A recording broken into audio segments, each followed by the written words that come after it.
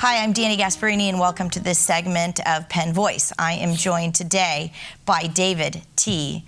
Taufoou, and I am joined by Pitu Mahoni. We're going to start with you, T. Thank you so much for having us. Oh, you're so welcome. You are the founder and executive director of LEMO Foundation. And Pitu, you are a LEMO Playmaker, which we're going to learn a little bit about as soon as T tells us what is LEMO Foundation and what made you decide to start this foundation. LEMO is a 501c3 nonprofit here in the Bay Area that is focused on educating and inspiring young student athletes from the peninsula, from at-risk communities to, be the best version of themselves. And right here in our backyard, only 40% of kids are graduating high school. Mm-hmm. And we're just not okay with that. And despite all the money and efforts that have gone into some of these community projects, nothing's truly moved the needle.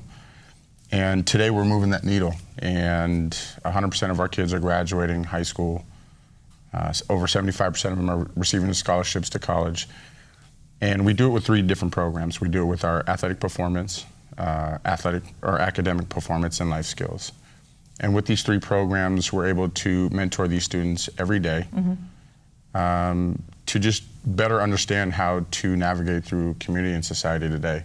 And we leverage that with great relationships with, like Sacred Heart Prep. We have 7 student athletes there. Mm-hmm. Sarah High School, St. Francis, Menlo. So we really just want to provide these student athletes with a great opportunity to be successful. So I think there's a backstory. So you're a graduate from high school in the local Bay Area as well. Sarah High School. All right. Proud Padre. Yep. And there's probably a lot of viewers out there saying, way to go. So when you were in high school, you probably saw some of your neighborhood kids not getting into Sarah. Yep. Was that the start of your inspiration to say, look, I don't want to leave any kids behind. I don't want any kids in my neighborhood. I don't want any community kids not to have this experience, not to be able to go to a school like Sarah and then go on to college? Absolutely. I think for me, in my neighborhood, I was the only kid to get an opportunity to go to a private school. And that changed my life forever. Just to be around great people that cared and exposed me to a whole world that I just never knew of. But growing up in a tough environment and a great mother that I had, we were instilled to pay it forward and always understand that there's somebody that always has it a little bit tougher than you. Right. So we always had that heart to want to help. So when did you start LEMO? We started LEMO in 2009. Okay. So shortly after graduating college? Yep. And just said, I got to get right back into it and make sure that more kids are getting into college and getting them out of high school. I knew at a very young age that I wanted to create a place for kids to feel safe and dream big, and then leverage all the resources that I've been blessed with, and help these kids out, because it's deserved dreams that we want to cater to. So how would you introduce Pitu then? Pitu is one of our LEMO Playmaker team captains who's been phenomenal from the start when we met him. He is one of our students at Sacred Heart Prep. He's a senior. In the classroom, on the field, he's just an amazing, amazing young man that we're blessed to have, because he's a great mentor and a great example to our younger kids. And so, graduating senior year, he started his own business and is going to Northern Arizona to play football.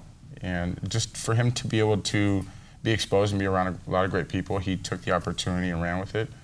And we're so proud of him. So we're going to talk a little bit about the entrepreneurship program. You kind of have this great way to inspire young people to start their own business, be thinking about that action plan after college, even beyond college. But let's start this. So how did you find LEMO, or how did LEMO find you? So let's take us back to the beginning of your high school career. Yeah, it was the summer before my freshman year. My cousins, who are actually in the LEMO program, introduced me to the program, and then from then on, I've just been coming to workouts occasionally, as if it was just a program to get better for sports. And then throughout the whole journey of becoming a playmaker, I've learned so much more, and then I just kept coming and coming, and it's just been going. So what does it mean to be a playmaker? There's some things that you need to do, right? Yeah. You need to be involved in. There's a lot of things. I think for me, based off of experiences and so much knowledge I've gained, it's about taking the opportunities you have, acting right and doing right, as well as using all that knowledge and experience you've learned, passing it on to the youth, so that you can, give the best gift, which is your experience and knowledge, to help somebody younger than you or somebody same age to be twice or as more successful as you are. So now, T mentioned that you're also now mentoring some of the younger kids that are coming through the program. What's the best advice that you're going to give them as new freshmen or entering into the program? With every passion or opportunity you chase, it involves a lot of sacrifice and patience. So what I would like to tell you guys is just, stay with it, stick with it, and just give it all you have. But also remember, it's going to take a lot of time, so you gotta have to be patient. And at the end of the road, it's going to be just worth it all. And so you're very excited to head off to Northern Arizona University, play football? Yes, I am. I thank the Limo family just for instilling me bold confidence. I'm able to walk to college and feel very strong and confident in being an individual, so I'm very happy and excited. And do you think if you weren't involved in the Limo Foundation Playmaker program or in any level with Limo that you might not have made it to college? You think they're the ones that sort of gave you that confidence and leap to make sure you enter college and graduate? I would have approached things so much different. I probably would right now be figuring out how to deal with my life.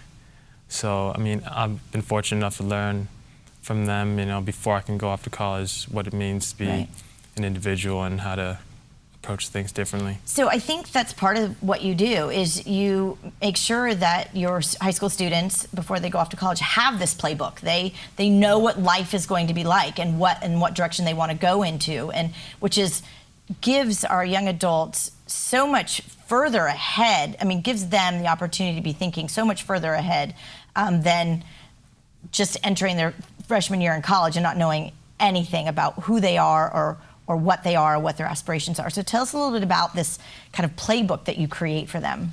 I think, for Pitu and the other 19 playmakers that we have, we're teaching them how to fish that's relevant to society nowadays. So inspiring and influencing the entrepreneurialism, and there's on and off the field, the intangibles of life are the same. It's hard work, discipline, sacrifice, and we spend our first year of the relationship probably setting the bar at the highest level in the sense of, you're 2 minutes late, or you're 5 minutes early and you're still late, right? We're trying to teach them punctuation and understanding, respecting people's time, and I think over time, like you said, it's just something that we wanted to create that sets the bar high, and we wanted to provide the resources that is synergistic to the expectations that we put on the kids, right? So we're after they're committed and show up every day and work their butt off athletically, we go into the classroom, we help them understand how does that transition into life, how is academics a vehicle, how is starting a business, just like playing football for Pitu, right? It's calculated details that, you have to be focused on. And I think every day when you come into Limo, you're sharpening those skills and those different skill sets and understanding. And then when you go out and actually try it, we're there because, it's inevitable. There's challenges and you're going to stumble and fall. But with the great team and staff that we have with Ali, Leah, and Lepetti and Alicia, and, the whole Limo team and the board and everybody, we're there. And it gives them the confidence to continue to keep going. And we just have a minute left, but I want to make sure our viewers understand that everything that Limo Foundation does, you have raised the dollars to do so. Yes. You've partnered with local corporations. You have written grants to raise every dollar that you need in order to take in these 20 new students every year and get them through their high school career and get them on to college and beyond. We only have 30 seconds left, but I want people to understand that you've started a new business, Haka Brothers. So you've got this catering business while you're going to head off to college. You've got another playmaker who's designed and patented the case and the necklace for the iPhone. And that's the kind of things that you are inspiring, is thinking big, thinking how they can create this better life as they go off to college and follow them through. So we're out of time.